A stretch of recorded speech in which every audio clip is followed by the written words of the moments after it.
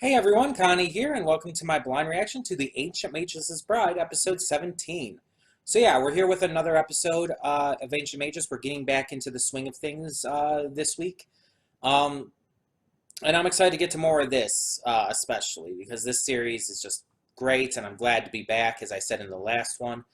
Um, so last time we had this kind of Christmas episode. Chise went out to do some girl time and shopping. Elias was watching over her, but didn't quite know what was going on. And he and Chise exchanged gifts and stuff. Now, that episode mostly seemed kind of not really fillery, but unimportant to the story, to the overall arching story. There was one moment in it though that kind of maybe hinted toward the future. There's a bird who was like pecking at the window with some kind of message, I believe, and that was brought up again later on in the episode. So they're definitely still building up to stuff.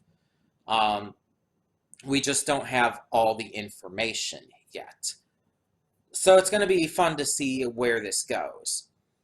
Now, with this series, I'm definitely expecting a big finale, like something big is going to happen. And if I remember right from back when I had done this like over a year ago when I first started reacting to this series, I believe Chise has a limited lifespan because she's a sleigh beggy. Sleigh beggies like don't live as long as normal humans or other creatures. And I believe Elias is trying to find a way to prevent her death. He's trying to find a way to help with that.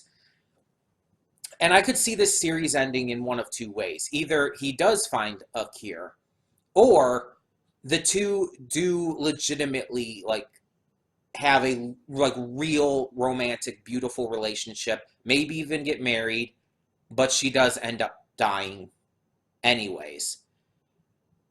And the kind of positive to it is that in the end, Elias discovers his humanity in a way. And maybe even finds out the mysteries of his origin that he didn't quite know yet. So yeah, I can really see it going one of those two ways. But maybe there's a third option. I don't know. We'll have to see. Because this is one of those shows that I really haven't heard much of any spoilers on. Like, even though this was pretty damn popular when it came out, like, not a lot of people, like, have spoiled it on social media. At least not from the people I follow and stuff. So, I mean, I'm appreciative of that, but it's, like, kind of surprising, too.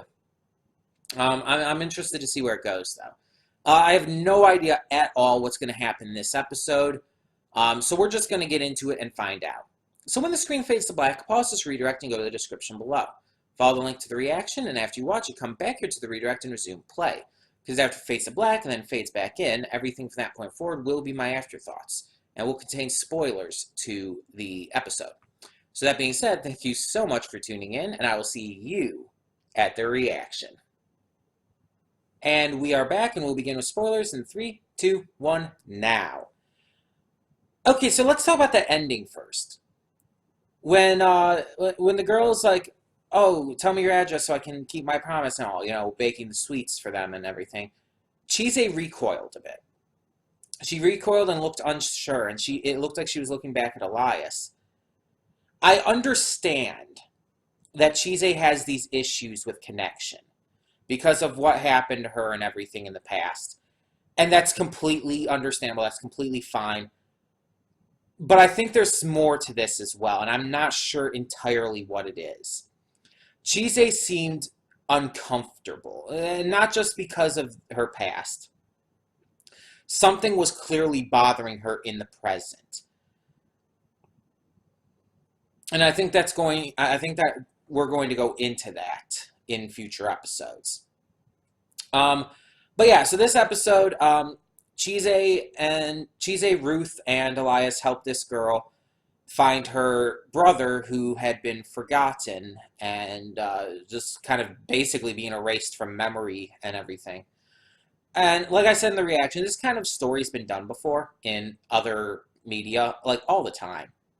The entire concept of a person being erased from existence, basically, or being erased from living memory. It's always been a fascinating concept, like the idea that someone just doesn't exist in people's memory anymore. Um, it's a terrifying concept, especially if you're the only one who does remember, but then you start to forget piece by piece and all, like what happened in this episode. And it's like, just imagining that is scary, especially if it's someone you do truly love. Um, so Chise and them go throughout the forest. They're following all these spirits, giving them compensation and all. And they end up finding the one behind it. I forgot exactly what Elias called him. But he's this trickster kind of character who's basically just fucking with them. He found the younger brother, Ethan, and because the older sister, I cannot remember her name, by the way, because she had basically said that she didn't want him as a brother anymore, this creature, the spirit or whatever, kind of took that in a way to where it's like, oh, well, then I'll just take him to make you all forget. He decides to play this kind of test on them, though, to give them this kind of test. It's like, oh, I'm going to put your little brother somewhere. And you know what? Just for the hell of it, I'm going to take Elias, too. I'm going to put them somewhere, and you have until sundown to find them. If you find them, all is good. If not, then you're fucked, basically. And it was even pointed out that he had nothing to lose, that the trickster spirit, I'm just going to call him that, had nothing to lose in this. And he even admitted that. He's like, yeah, oh, this is not fair. I don't give a shit. That may be, but yeah, your time's running, so... So at first they don't know what to do. Ruth can barely sense Elias, and so it's like, Chise comes up with the plan to go and get the fur and transform herself into a bear in order to be able to track Elias and the brother down. And it works. It works exceptionally well. It was a really smart idea, and I love it. It was a great idea, and it showed just some great forethought on Chise's part. So they find Elias, and Elias is in human form because he wanted to, I guess, appeal to the kid a little more. And yeah, everything is kind of restored after the trickster takes the crystal flower that Chise gave her as compensation, basically. Not too much actually happened this episode. The ending is the really important part, I think, for the future. Definitely with Chise's reaction to that. Plus, Elias learning more about family from the brother, from Ethan. He basically tells us, without telling us, that Elias views Chise as his family, and to a degree, everyone else in the house as well. He views them as family and those he cares about, those that make him feel like they're the only ones he wants to be around during those special moments. So it's like, yeah, and I really love that they basically straight up said that family does not have to be blood related. That family doesn't have, and that's true. Family doesn't have to be blood related. And I'm not just talking about like, oh, step parents or adopted families, or not. I'm not even just talking about that.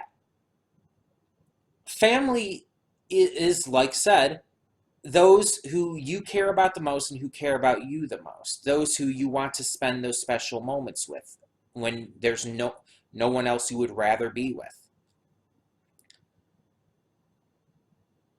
And it's like, family can be anyone. You don't even have to live with them. There are no real restrictions. For example, I consider the other members of my department at Youmacon my con family. We care about each other. We have we like lift each other up, even when it's not con season. We support each other, And it's just a lot of great people just being there and being awesome towards each other.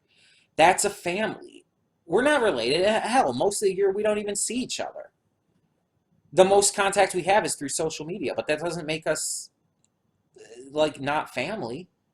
We're a family, not the typical sense, but still so. That's what a family is.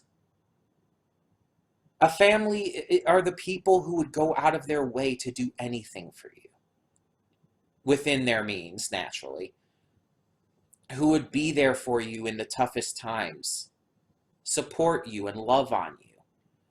That's a family. It doesn't have to be the people you live with. It doesn't have to be blood related. It doesn't even have to be family by marriage or adoption or whatnot.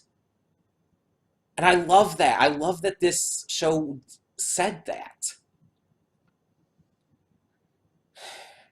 Because that's always been a big thing for me. The idea of family, what family truly means. And it's like, it's great to see any kind of media go into that idea. It just feels a lot more inclusive to the idea of bonds, which was also obviously bonds were a big focus of the episode, so it makes sense. And yeah, sometimes you can have arguments with your family. You can get on each other's nerves. You can even say things you don't mean.